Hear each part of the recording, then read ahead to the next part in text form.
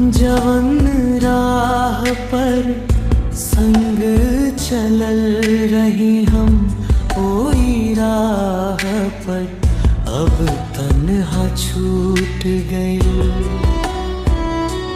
काहे छोड़ी गली होए जा, दिलवा तोड़ के दे गई नी दर्द के निशान। तोहरे बिना अब सोना लागे संसार, रो रो के कटे हर एक रात दिन हमार।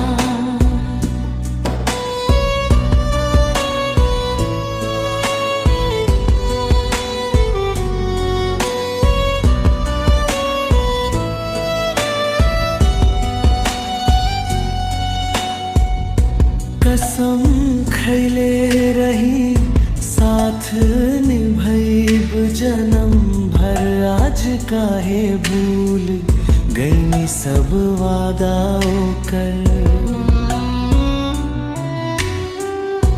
आँख से गिरे लब बस आंसू के धार, याद में तोहार तड़पे दिल बार बार।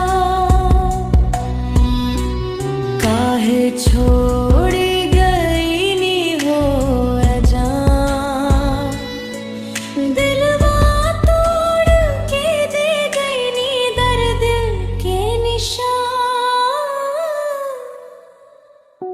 तोहरे बिना अब सुना लागे संसार, रो रो के कटे हर एक रात दिन हमार। रात भर जागी नींद ना आवे, तोहार याद दिल के सतावे।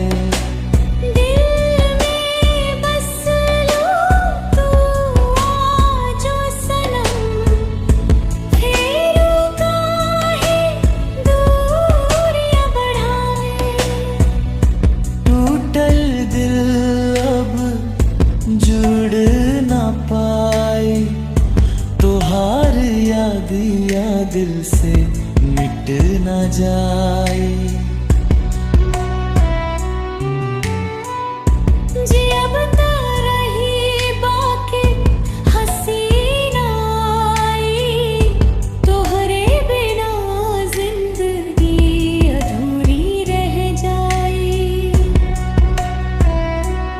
काहे छोड़ी गई नी होए जान, दिलवा तोड़ के दे गई नी दर्द के निशान। तोहरे बिना अब सूना लागे संसार, रो रो के कटे हर एक रात दिन हमार।